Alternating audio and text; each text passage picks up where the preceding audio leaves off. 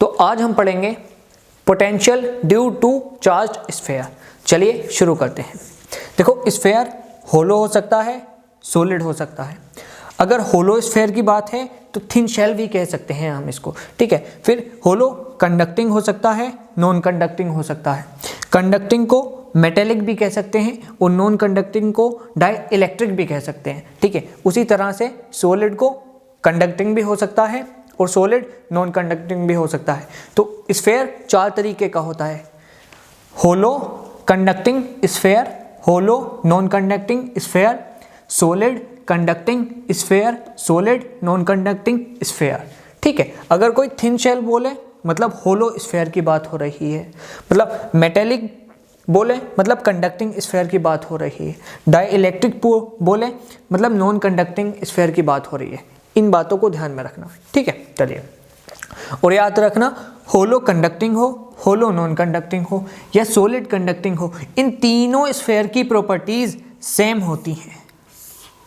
Properties same मतलब charge present on surface of sphere. अगर आप इन तीनों स्फीयर को चार्ज दोगे तो ये चार्ज सरफेस पर आ जाएगा स्फीयर के, ठीक है। वहीं सॉलिड नॉन कंडक्टिंग स्फीयर की प्रॉपर्टी डिफरेंट होती हैं इन तीनों स्फीयर से। मतलब चार्ज प्रेजेंट होता है पूरे वॉल्यूम में स्फीयर के। अगर आप चार्ज दोगे सॉलिड नॉन कंडक्टिंग स्फीयर को तो वो डिस्ट्रीब्यूट हो जाएगा पूरे वॉल्यूम में, ठीक है। इसलिए हम होलो कंडक्टिंग, होलो नॉन कंडक्टिंग और सॉलिड कंडक्टिंग की स्टडी एक साथ करते हैं क्योंकि इनकी प्रॉपर्टी सेम होती हैं। वहीं सॉलिड नॉन कंडक्टिंग स्फीयर की प्रॉपर्टी हम अलग करते हैं क्योंकि इसकी प्रॉपर्टीज इन तीनों से अलग होती हैं, ठीक है। चलिए, अब हम अपने टॉपिक को आगे बढ़ाएंगे, रफ कर देते हैं।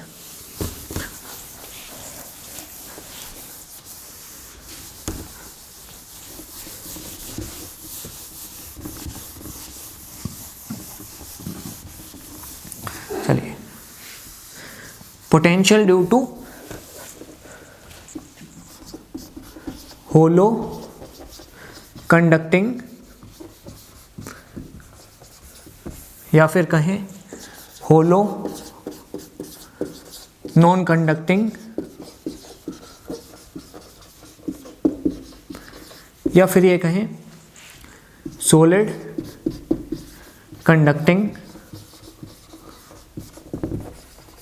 स्फीयर, ठीक है। इन तीनों की वजह से क्या क्या पोटेंशियल होगा वो देखेंगे। पहले हम स्फीयर बना लेते हैं। मान लो हमने स्फीयर बनाया, इसका सेंटर O ले लिया, इसकी रेडियस को कैपिटल R ले लिया, और अगर हमने इस पर प्लस Q चार्ज दिया तो ये सरफेस पर डिस्ट्रीब्यूट हो जाएगा, ठीक है। चाहे होलो कंडक्टिंग स्फीयर हो, होलो नॉन कंडक्टिंग स्फीयर हो या सॉलिड कंडक्टिंग स्फीयर हो, अगर आपने चार्ज दिया तो वो चार्ज सरफेस पर आ जाएगा, ठीक है। चलिए, अब हम फर्स्ट देखेंगे outside the sphere. Outside the sphere मतलब इसके सेंटर से बाहर कोई P पॉइंट लेंगे और ये स्मॉल r हो जाएगा, ठीक है। मतलब इस केस में small r is greater than capital R, ठीक है। तो अगर कोई भी इस स्फीयर के बाहर पॉइंट है तो वहां पर पोटेंशियल क्या होगा वो बताना है। तो वो होता है, ध्यान रखना, वो होता है K Q upon R। K हो गया कूलम्ब्स कांस्टेंट, Q हो गया कितना चार्ज है इस स्फीयर पे, स्मॉल r हो गया कितनी दूरी है सेंटर से, ठीक है। तो इसको ध्यान रखना।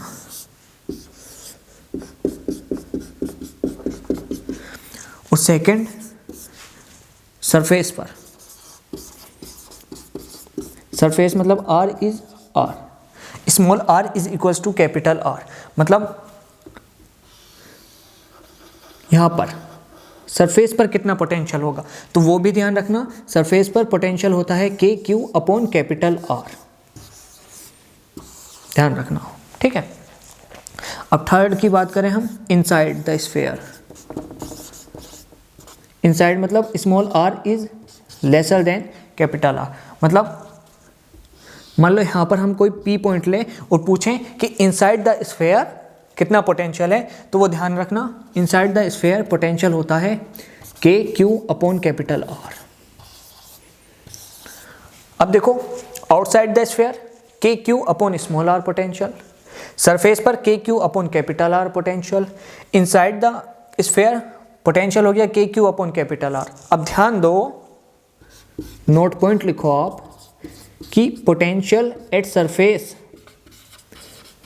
Is equals to potential inside,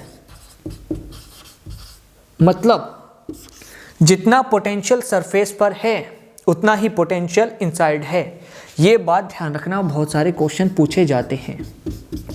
ठीक है, सरफेस पर पोटेंशियल है के क्यू अपॉन कैपिटल आर, वहीं इनसाइड भी पोटेंशियल है के क्यू अपॉन कैपिटल आर। ठीक है, इन चीज़ों को आप ध्यान में रखो और इस नोट पॉइंट को ध्यान रखो, आपके मैक्सिमम क्वेश्चन बन जाएंगे। ठीक है, चलिए अब आगे चलते हैं।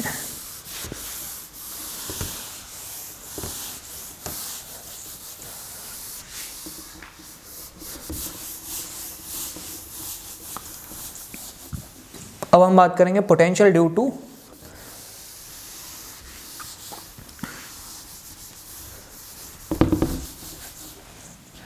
solid non-conducting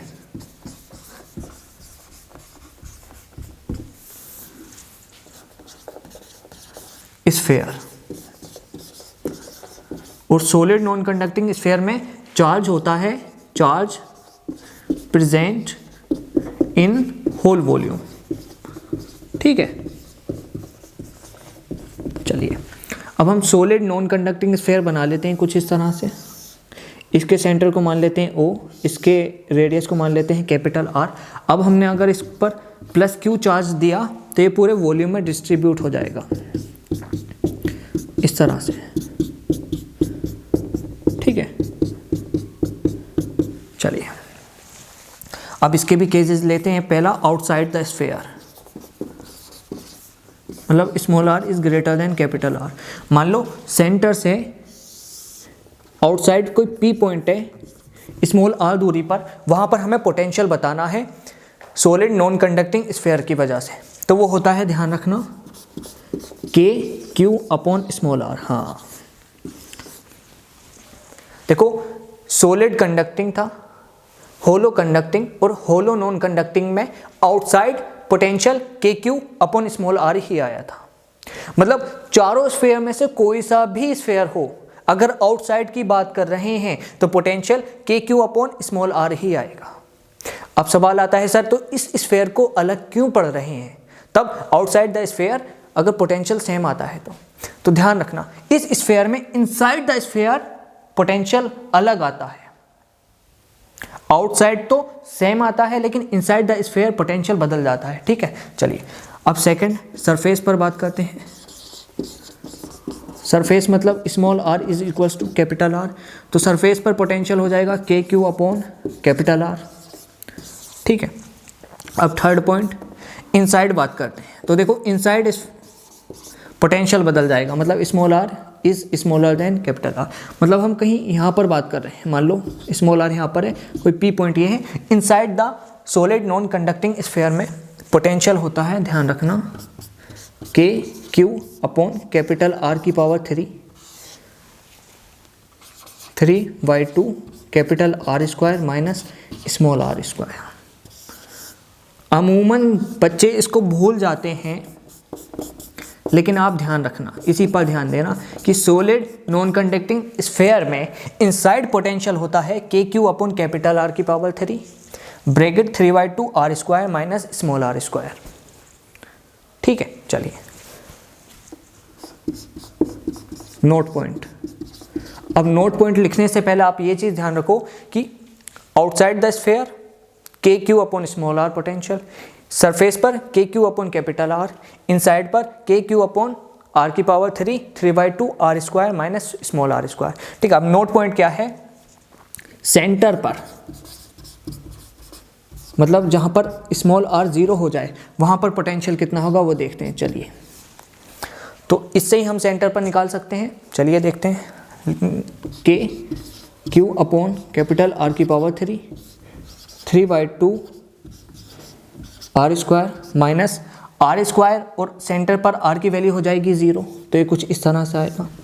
ठीक है, अब देखो ये 0 हो जाएगी तो यहाँ पर तो कुछ नहीं रहा, अब ये आर स्क्वायर से आर स्क्वायर कट जाएगा, तो पोटेंशियल एट सेंटर कितना आ जाएगा, देखिए वो आ जाएगा 3/2 के क्यू अपॉन कैपिटल आर।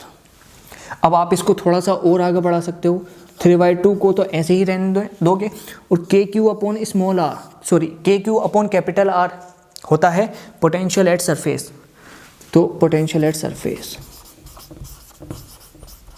ठीक है। तो आपको ये बात ध्यान रखनी है, potential at centre is 3/2 times potential at surface, ठीक है। अब सेंटर के पोटेंशियल को इनसाइड के पोटेंशियल से भी निकाल सकते हो, लेकिन नोट पॉइंट में ये ध्यान रखना, potential at centre is equals to 3/2 times of potential at surface. यहाँ से क्वेश्चंस बनते हैं, ठीक है। चलिए अब मैं सारी चीज़ों को एक नट शेल में समझा देता हूँ आपको, चलिए।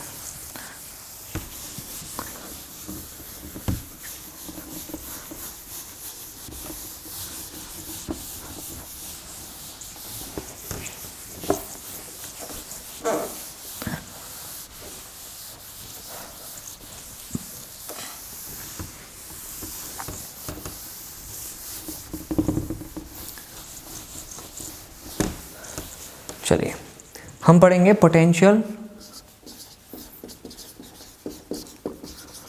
Due to hollow conducting, hollow non conducting, solid conducting sphere, ठीक है। मैंने शॉर्ट फॉर्म में लिख दिए, आपको समझ में आना चाहिए, ठीक है। तो इनसाइड फर्स्ट, आउटसाइड पढ़ा था हमने। आउटसाइड पोटेंशियल कितना था, वो था के Q upon small R. Second surface पर हमने पोटेंशियल पढ़ा था के Q upon capital R. Third हमने इनसाइड पोटेंशियल देखा था, वो कितना था, के क्यू अपॉन कैपिटल आर, ठीक है। अब ग्राफ भी बनाते हैं, वो बना लेते हैं, चलिए। यहाँ पर लेते हैं पोटेंशियल वाई एक्सिस पर, यहाँ पर लेते हैं स्मॉल आर, और यहाँ पर बना लेते हैं स्फीयर। स्फीयर होलो कंडक्टिंग भी हो सकता है, होलो नॉन कंडक्टिंग भी हो सकता है, सॉलिड कंडक्टिंग भी हो सकता है, ठीक है। मान लो चार्ज सरफेस पर है, ये सेंटर है ओ, और ये कैपिटल आर रेडियस है, ठीक है। चलिए ये हो गया कैपिटल आर, ठीक है। चलिए तो यहाँ से यहाँ तक पोटेंशियल रहेगा के क्यू अपॉन कैपिटल आर, ठीक है। उसके बाद पोटेंशियल घटने लगेगा, क्योंकि पोटेंशियल होता है के क्यू अपॉन स्मॉल आर। तो आपको प्रीवियस ग्राफ की नॉलेज होगी, आपने काइनेमेटिक्स में पढ़ा होगा, बेसिक मैथमेटिक्स में पढ़ा होगा, तो अगर उसकी नॉलेज है तो आप समझ गए होंगे कि ग्राफ इस तरह से क्यों बनाया है। क्योंकि देखो सरफेस तक तो पोटेंशियल कांस्टेंट रहेगा, कितना रहेगा, के क्यू अपॉन कैपिटल आर, लेकिन सरफेस के निकलने के बाद पोटेंशियल इन्वर्सली प्रोपोर्शनल टू हो जाएगा स्मॉल आर के, ठीक है। चलिए आपने ग्राफ समझ लिया,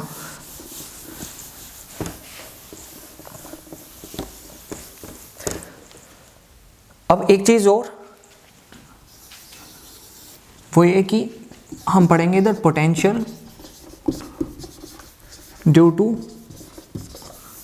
सॉलिड नॉन कंडक्टिंग स्फीयर। चलिए फर्स्ट पढ़ा था हमने आउटसाइड, आउटसाइड मतलब small R is greater than capital R. यहाँ पर पोटेंशियल होगा K Q upon small R, same ही था, बताया था मैंने। सेकंड पढ़ा था सरफेस, सरफेस पर R is equals to capital R, तो यहाँ पर पोटेंशियल था के Q upon capital R. Third पढ़ा था इनसाइड, इनसाइड मतलब small R is less than capital R, तो यहाँ पर पोटेंशियल आया था के क्यू अपॉन आर की power 3/2 R square minus small R square. तो ये आपको ध्यान में रखना है, ठीक है। फिर मैंने एक रिलेशन वो बताया था, potential at centre is 3/2 times of potential at surface. मतलब सेंटर का जो पोटेंशियल होता है वो ज़्यादा होता है सरफेस के, ठीक है। अब हम इसका भी ग्राफ बना लेते हैं, चलिए। यहाँ पर वाई एक्सिस पर पोटेंशियल ले लेते हैं, एक्स एक्सिस पर स्मॉल आर ले लेते हैं, यहाँ पर सॉलिड नॉन कंडक्टिंग स्फीयर बना लेते हैं। चलिए ये सेंटर ले लेते हैं ओ, ये कैपिटल आर रेडियस हो गई, ठीक है। चलिए देखो सेंटर है, ये हो गया सेंटर, तो यहाँ पर सेंटर पर मैक्सिमम पोटेंशियल था, वो कितना था 3/2 टाइम्स ऑफ सरफेस, तो यहाँ पर आ जाएगा 3/2 टाइम्स ऑफ के क्यू अपॉन कैपिटल आर, ठीक है।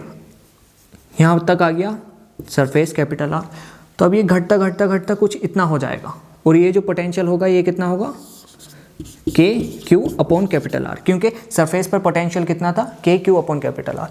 उसके बाद ये और घटेगा, क्योंकि पोटेंशियल का इन्वर्सली प्रोपोर्शनल रिलेशन है आउटसाइड, ठीक है। मेरी बात समझे आप? देखो मैक्सिमम सेंटर पर, सेंटर के बाद ये घटा घटा घटा और K Q upon capital are पहुंच गया सरफेस तक, फिर सरफेस के बाद और ये घटा और ये घटा और ये घटा, ठीक है। तो उम्मीद है आपको प्रीवियस नॉलेज होगी ग्राफ की, तो आपको समझ में आया होगा। ज़्यादा तो वाली बात यहाँ पर कुछ थी नहीं, ठीक है। तो आप ये सारे फॉर्मूले ध्यान में रखो, ग्राफ तो आप बना ही दोगे। तो नट शेल जो भी आज पढ़ाया है वो यही है, ये आता है, मतलब आज का लेक्चर सक्षम हो गया आपका, ठीक है। उम्मीद है लेक्चर अच्छा लगा होगा। Thank you.